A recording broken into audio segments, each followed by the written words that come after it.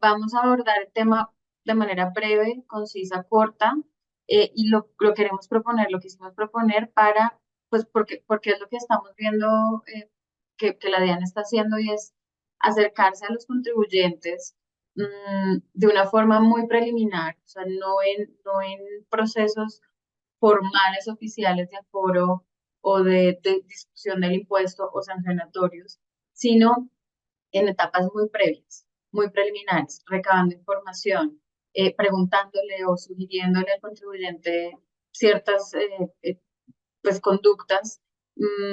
Y por eso vamos a centrarnos en los oficios masivos que está enviando la entidad. Lo primero, antes de entrar a ponerles ejemplos o a suministrarles ciertos ejemplos de lo que hemos visto, es las características de estos oficios y por qué los estamos recibiendo de manera pues, tan recurrente. Y es, este tipo de oficios son actos de trámite, de recabar información o de sugerir o de invitar. Entonces, se emiten como en ejercicio de una facultad general de fiscalización y de cruces de información y de verificación de bases grabables de los contribuyentes. Son oficios que son, por ser de trámite o muy preliminares, no admiten ningún recurso. Yo no le puedo decir a la DIAN, revoque su oficio persuasivo penalizable o no revoque el oficio en el que me dice que me invita a corregir porque de pronto no estoy en el margen. No admiten trámite, recurso en contrario. Son actos en los que la DIAN puede sugerir correcciones, le va a decir al contribuyente, como veremos, yo estoy viendo que no me cuadra una información que usted reportó, porque nos revisa y si encuentra que tiene que corregir, pues lo invito a corregir. Y pues puede sugerir obviamente sanciones de si usted verifica que tuvo que corregir, mire también si es procedente que liquide algún tipo de sanción, ejemplo la de corrección, y pues llamarles la atención de cómo vamos a responder estos oficios persuasivos. O sea, esto lo tenemos que hacer en coordinación con nuestro equipo contable tributario, con nuestros asesores legales tributarios. Con gusto nosotros apoyamos en eso también. eh, y analizar qué es lo que me está diciendo la DIAN, qué está pidiendo la DIAN, si de verdad espera una respuesta o no, si me está dando un término de respuesta y cómo debo yo responder esos oficios. Nos hemos encontrado con que se responde el oficio persuasivo y con un gran esfuerzo invertido por los contribuyentes y a los 15 días reciben de nuevo servicio. Entonces hay que ver si es uno automático, si es un oficio automático, si lo envía un funcionario o no, si me da término o no de respuesta, porque también, y esto nos lo contará un poquito en detalle Juan, eh, pues uno le reporta una información a la DIAN, nosotros estamos en el sistema, ellos saben nuestros ingresos, nuestra actividad, cuando empezamos a ejercer nuestra actividad económica, saben mucha información, tienen mucha información sensible nuestra, y lo que hacen es, de manera automática, cruzar información. Y de ahí, pues verificar, esto está raro, hay una alarma, hay una bandera roja que se me prende, pero a veces estos oficios son emitidos de manera automatizada o automática o con estos sistemas tecnológicos que está implementando la DIAN y al final la información no le llega a ningún funcionario. Entonces, volvemos a recibir estos oficios persuasivos masivos. Entonces, ya con esta antesala, pues Juan, por favor, con los ejemplos y pues al final con tips que vemos de los niños. Gracias. Gracias, doctora. El primer ejemplo que les queremos presentar es la comparación que realizan estos sistemas automatizados de la DIAN entre la información que usted contribuyente reporta y la utilidad del sector económico en el que usted se encuentra. Como podemos ver en este ejemplo, la DIAN por medio del correo lo está invitando a usted a realizar la modificación de su declaración de renta, ya que vio que no hay una correlación entre el aumento que usted reportó y el aumento que tuvo el sector. La siguiente slide, por favor.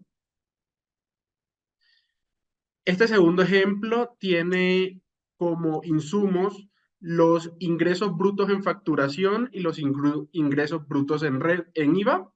En estos, los sistemas automatizados de la DIAN encontraron que usted está reportando en facturación electrónica un valor que no concuerda con lo que usted está reportando por IVA, razón por la cual le indicó al funcionario que redactó este correo sus datos para efectos de, en este caso, invitarlo dentro del término de 15 días para realizar correcciones a ya sea la declaración de facturación o la declaración del IVA. Siguiente ejemplo, por favor. Un tercer ejemplo que nos parece interesante a la doctora María Fernanda y a mí es el que tiene que ver la comparación que se da entre los ingresos brutos en facturación y los ingresos brutos en IVA. En este caso, igual que con los casos anteriores, la DIAN tuvo acceso a su información. Así pues, a partir de ello, realizó una comparación automatizada que dio lugar a una diferencia que puede o no estar justificada, razón por la cual un funcionario redactó este correo en el que le pide, en primer lugar, informar y o realizar las correcciones a las que tenga lugar dentro del término de un mes. De estos ejemplos que le hemos puesto de presente, ¿qué resulta curioso o relevante? En primer lugar, eh, como lo mencionó la doctora María Fernanda, puede o no llegar a un funcionario, por lo que no le garantiza a usted que en caso de dar una respuesta, no le vuelva a llegar el correo. Sin embargo, le recomendamos a usted contribuyente que verifique los soportes y la información que tiene a su disposición junto con sus abogados y sus contadores para efectos de, en caso de verificar y de encontrar que tiene una posición buena, fuerte y sustentada, porque claramente las diferencias pueden justificarse de una respuesta a la entidad. Esto con el fin de mantener una relación de colaboración. Un segundo punto es que así el correo masivo le pida informar y o modificar la declaración del impuesto que allí se menciona, eso no reemplaza al emplazamiento para corregir. No lo reemplaza porque no cumple con las características y los requisitos formales que establece la normativa para efectos de estos actos administrativos. Igualmente, vimos en los anteriores ejemplos que les daban unos términos. Estos términos podemos decir, por ejemplo, el de 15 días, que ese término es completamente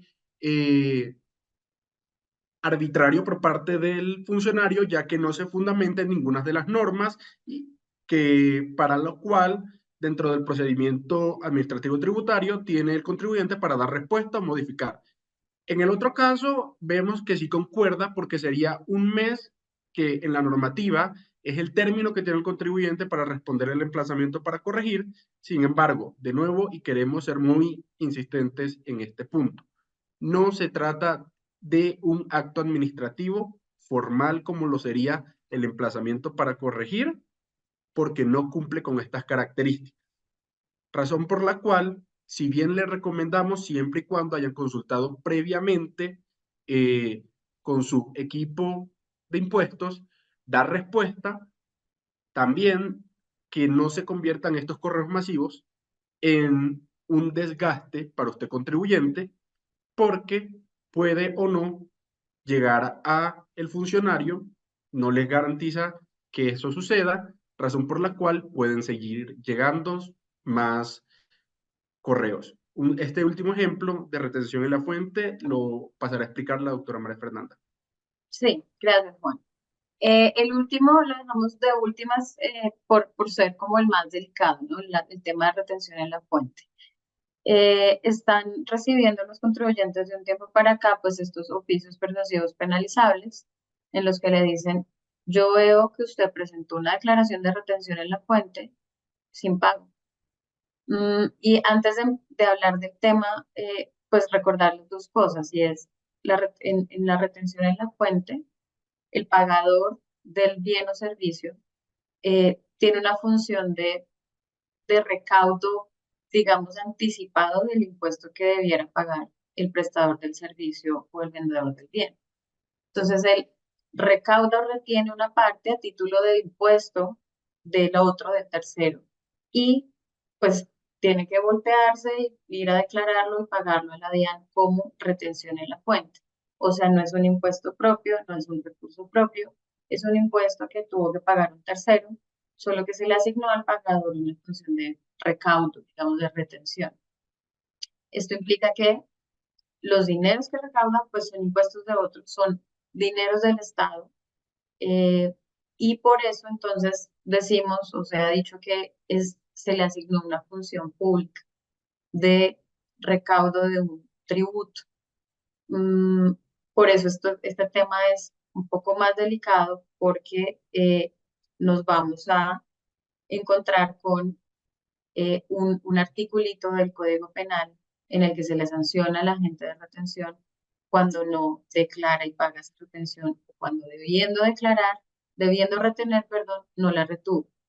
Pero antes de entrar a eso, el segundo punto que queremos recordar es, hay un artículo, o recordemos que por ahí en el Estatuto Tributario hay un artículo que dice que las declaraciones de retención sin pago son ineficaces, a menos que se pague, bueno, con unas condiciones, unas excepciones específicas. Pero también ese artículo dice, por allá en un parágrafo o en un párrafo, dice, en todo caso, si el contribuyente presenta la declaración sin pago, pero mientras no la presente, en todo caso, yo voy a entender que esa declaración que el agente de retención presentó es un título ejecutivo, o sea, que tiene una obligación clara, expresa y exigible, y con base en el cual la DIAN puede iniciar procesos de cobro. Entonces, es ineficaz la declaración por un lado, pero le sirve a la DIAN para cobrar el impuesto o pues la retención que no se pagó. Lo que ocurre acá o el punto de debate y curioso es, pues nos vamos a las normas de cobro. ¿Cuánto tiempo tiene la DIAN para cobrar una declaración que yo presenté sin pago? Y uno diría, si quieres pasamos a la siguiente, por favor. Uno diría, por normas generales de proceso de cobro coactivo, pues la DIAN tiene 5 años para cobrar. Entonces uno diría, ¿por qué me están llegando oficios persuasivos en los que me dice que presentó una declaración de retención de 2014, pues en este año, o 2015? O sea, no, ya pasaron claramente los 5 años que tendría la DIAN para ejercer la acción de cobro. Y entonces aquí viene el Código Penal que, como les decía, eh, regula pues delitos y además identifica que en su artículo 402 identifica que el agente de retención que declare y no pague la retención en la fuente, o que debiendo recaudar no la retenga, debiendo retener no retenga y no declare y no pague la DIAN la retención, pues será castigado con prisión y multa. ¿Cuál es la pena de prisión? De 48 a 108 meses y pues la multa.